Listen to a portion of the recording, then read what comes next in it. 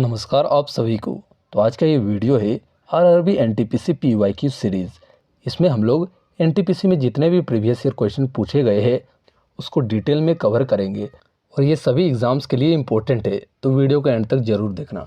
पहला क्वेश्चन है, Harsha inscription 554 CE Yajnavarman belong to which place, यानी कि हर्ष शिलालेख 554 ईस्वी में यज्ञवर्मन किस स्थान से संबंधित थे। तो आंसर है गया। हर्ष बिलोंग टू पुष्यभूति डायनेस्टी। इन्होंने जो कैपिटल था थानेश्वर से बदलकर कन्नौज कर दिया था।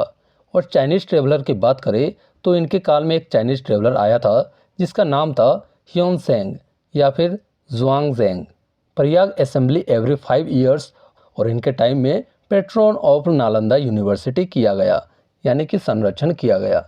हिंदी मीडियम वाले ध्यान से देखें, यज्ञवर्मन गया से संबंधित था।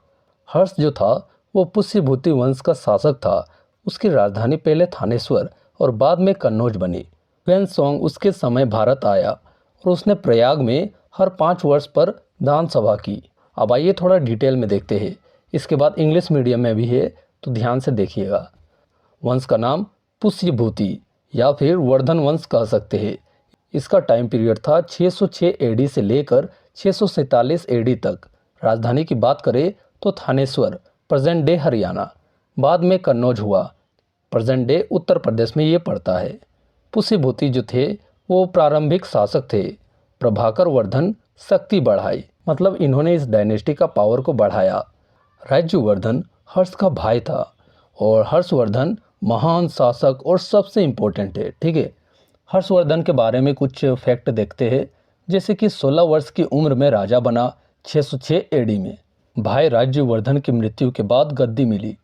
उत्तर भारत का बड़ा भाग अपने अधीन किया। दक्षिण में चालुक्य राजा पुलाकेशिन II से हार हुई, वो भी नर्मदा सीमा बनी। प्रशासन की बात करें तो राज्य का विभाजन कुछ इस प्रकार से हुआ। भुक्ति जिसे कि प्रोविंस कहा जाता था, तो प्रोविंस को डिवाइड किया गया था डिस्ट्रिक्ट यानी कि विषय में, और विषय को डिवाइड किया गया ग्राम यानी कि विलेज में। अब मजबूत सेना बनी थी इसकी, जैसे कि हाथी, घुड़सवार और पैदल। कर यानी कि टैक्स कम हुई, जनता संतुष्ट हो गए। और धर्म नीति की बात करूं तो प्रारंभ में भगवान शिव के उपासक थे। किसके? शिव के। और बाद में महायान बौद्ध धर्म अपनाया। सभी धर्मों को दान देता था। ठीक है, क्या देता था? सभी धर्मों को दान देता था। और प्रयाग महादान यानी कि इलाहाबाद असेंबली करवाई थी। हर 5 साल में अपनी संपत्ति दान करता था।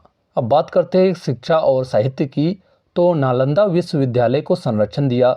विदेशों से विद्यार्थी पढ़ने आते थे। दरबारी लेखक थे बाणभट्ट, जिन्होंने लिखा हर्षचरित्र और कादम्बरी। और हर्षवर्धन ने लिखी थी नागनंदा, रत्नावली और प्रियदर्शिका। ये तीनों बुक आपको याद होना चाहिए क्योंकि इससे डायरेक्ट क्वेश्चन बनते हैं।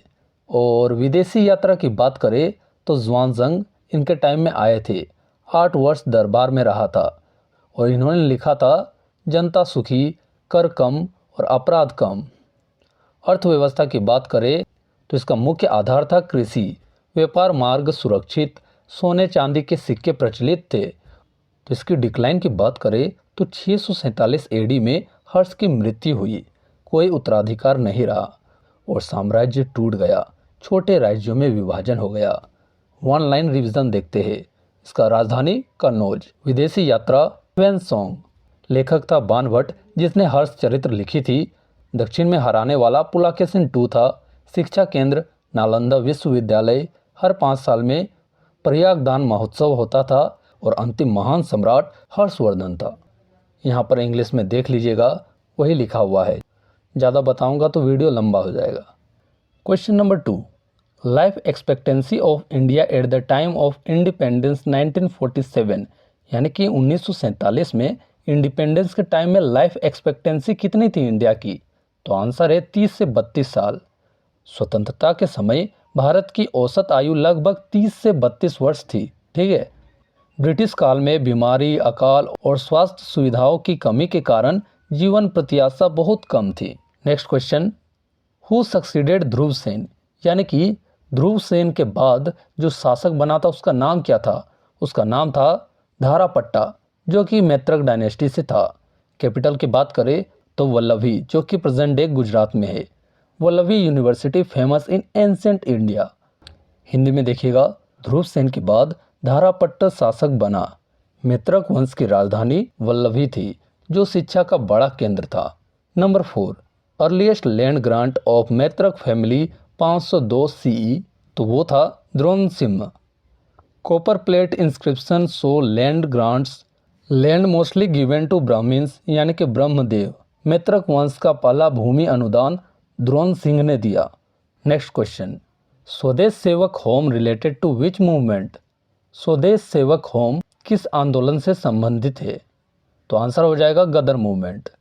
तो ये जो स्टार्ट हुआ था वो हुआ था सैन फ्रांसिस्को यूएसए में। ठीक है, लीडर की बात करें तो वो थे लाला हरदयाल और न्यूज़पेपर था गदर। बात करते हैं क्वेश्चन नंबर 6 की, तो who discovered the Maski Ashok inscription, यानी कि मस्की अशोक शिलालेख की खोज किसने की? तो आंसर हो जाएगा सी बेडन। First inscription confirming the real name of Ashoka, यानी कि जो पहला शिलालेख है वो अशोक का रियल नेम बताता है।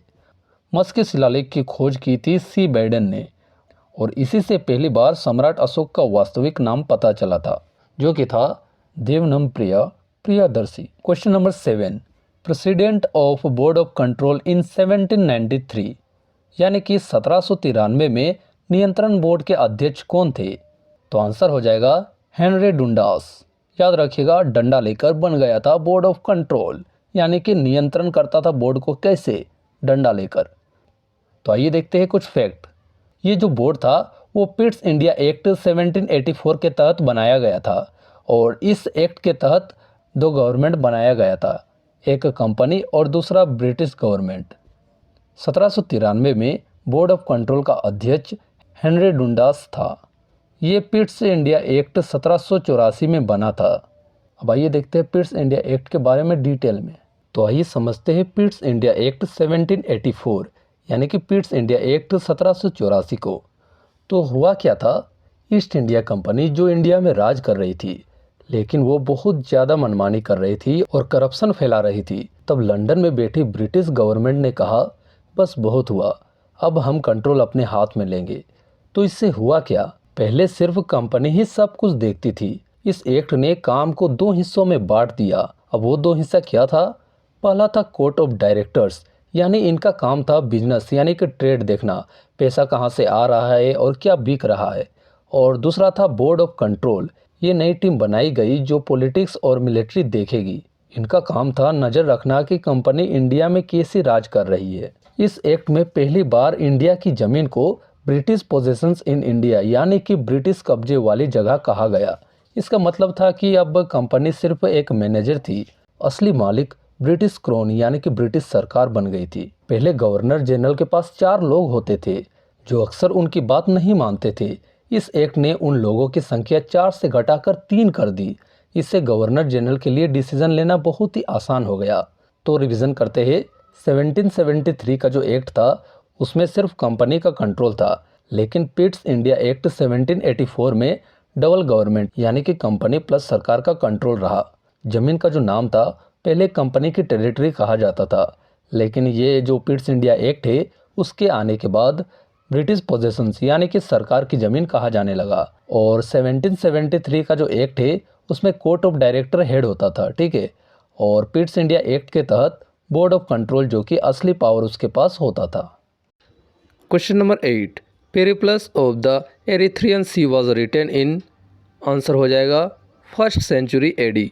ये पुस्तक पहली शताब्दी ईस्वी में लिखी गई थी। इसमें भारत रोम व्यापारिक बंदरगाहों का वर्णन है। Next question, Chandragupta two defeated which ruler, यानी कि चंद्रगुप्त द्वितीय ने किस शासक को पराजित किया था? तो आंसर हो जाएगा रुद्रसिंह थर्ड, जो कि शक रूलर थे, ठीक है। और इनको टाइटल मिला था विक्रमादित्य का। उज्जैन बिकम सेकंड कैपिटल, इनके टाइम में उज्जैन जो था वो सेकंड कैपिटल बना। इनके टाइम को गोल्डन एज ऑफ गुप्तास भी कहा जाता है। अब बात करते हैं क्वेश्चन नंबर 10 की, who was given the title Assam Kesari, तो असम केसरी का टाइटल किसे मिला? आंसर हो जाएगा अंबिकागिरी रायचौधरी। अंबिकागिरी रायचौधरी को असम केसरी कहा जाता है। आई होप ये वीडियो आपको पसंद आया होगा।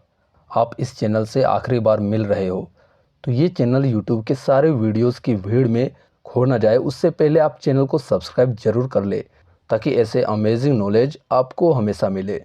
और इसकी पीडीएफ के लिए हमारे टेलीग्राम चैनल को ज्वाइन कर ले, वहाँ मैं इंपॉर्टेंट पीडीएफ प्रोवाइड करता हूँ। तो मिलते हैं नेक्स्ट वीडियो में, तब तक के लिए चैनल को सब्सक्राइब और लाइक ज़रूर कर दे। और आपको वीडियो अच्छा लगा तो कमेंट सेक्शन में येस ज़रूर करना।